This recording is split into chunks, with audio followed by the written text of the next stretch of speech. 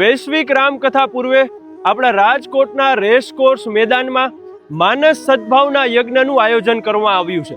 સાથે સાથે રામ નામ તથા ગાયત્રી મંત્ર, મહામૃત્યુંજય મંત્ર અને ગણેશ અને લક્ષ્મી મંત્રોની આહુતિ અર્પણ કરાશે.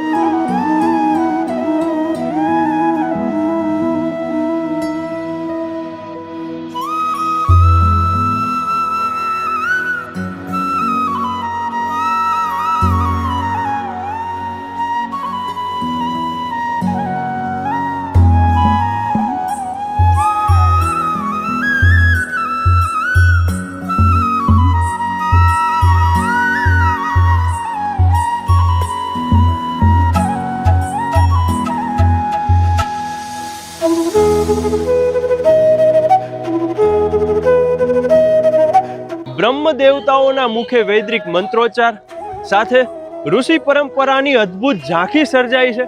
અને એમ કહેવાય કે 108 યજ્ઞ કુંડમાં પર્યાવરણને નુકસાન થાય તેવી કોઈ પણ સામગ્રીનો ઉપયોગ કરવામાં આવ્યો નથી.